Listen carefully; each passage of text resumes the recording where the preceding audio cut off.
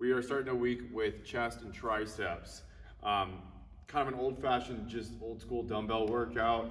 It's gonna be a combination of presses and flies. I'm gonna mix up our presses and our fly variations as well, and then finish with a high-volume tricep finisher. What we're gonna start with here on the incline is just a traditional incline dumbbell press. So when we're doing these, we have a slight arch in our lower back, so our chest is up, pressing up through our elbows, squeezing our chest, controlling the weight, not locking our elbows, but getting a full extension so we can get a full squeeze. When I come down, depending on your mobility, I like to come down at about my shoulders to get a full stretch, but depending on, like I said, your mobility might be a little higher, but I just at least want to make sure you're getting a full stretch and not half repping up here. I want it at least here, and try to get, you don't have to touch your chest or anything, but just a full stretch, you know what I mean? So squeezing that up, so nothing fancy there. Really good control. Challenge yourself with the weight. And then what we're gonna do here as so this is not gonna actually be a superset. You're gonna hit your presses first. We're not doing any supersets today. We're just gonna give each independent movement its own sets and take some rest in between, so that way we can really challenge ourselves with the weight on the presses. So the next thing that we're gonna do here, I have lighter weight because it's gonna be a more difficult movement, is a fly motion on the incline. So again, my back is slightly arched, my chest is up. My arms are not locked, but they're almost fully straight. It's just my frame. The tension is in my chest. I'm keeping that tension there, squeezing it back up. You don't have to go as slow as I'm going, but I feel like for me, it helps me keep the tension in my chest and not shift it to other places I don't want it. And then when I squeeze back up, I already have the tension here, establishing that mind muscle connection is just a lot easier that way. So that's our last incline movement. I don't have to steal the bench from you kids. Sorry, Charlie. Here, I'll tell you what. That's right. One, up. All right. So now on the flat bench. I want you to challenge yourself with the weight, but maybe start a little lighter than you would anticipate, because what I'm gonna mix in here is gonna make it more challenging. And what we're gonna do is a pause rep at the bottom, and then you're gonna be followed by a normal rep. So I'll put it in the caption. I'll either list it as alternating reps, or I'll put like 1 rep equals 1 full rep and 1 pause rep. So what it'll look like is this. You'll start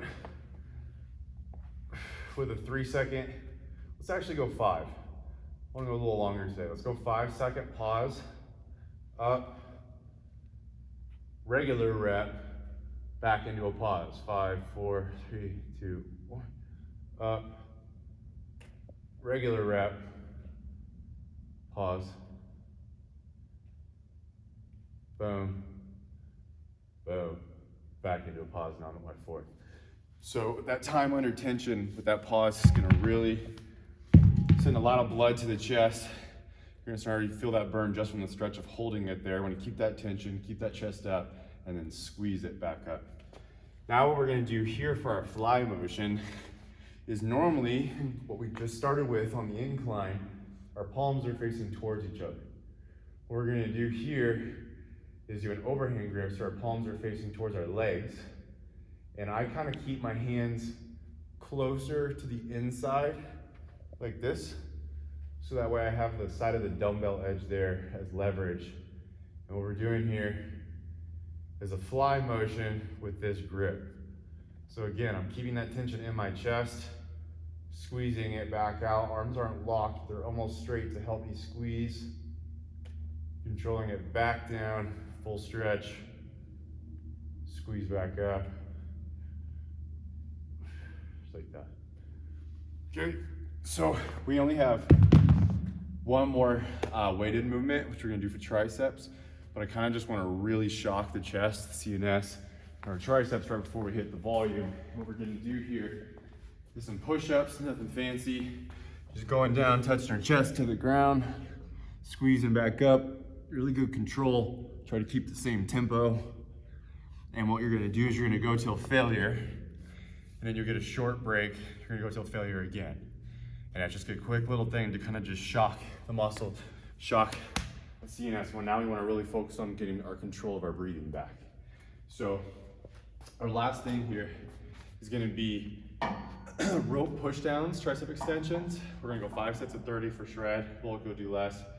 But what we're going to do differently here is we're not going to do the split. So a lot of times when I have us use the rope, we do a split where we turn our pinkies out this way. Well, today we just hit a massive chest workout. And so if we keep our hands together here instead of splitting, I can still see how my elbows are just slightly forward. They're not moving anywhere. I'm just hinging at the elbow and then squeezing out through my elbow, my triceps, but I'm also squeezing my chest. So that's why we're gonna stay right here, is we're gonna work the hell out of our triceps right here, but our chest is still gonna get continuous activation right here. And after all that volume we just did, that's gonna be a really good combo and a great way to finish the workout. Let's go 40 minutes, medium to easy pace cardio today. You can increase that a little bit if you're trying to lose weight quicker. Don't go crazy overboard and overdo it, but if you wanna bump it to like 60 or 70, that's fine. Let's have a great week.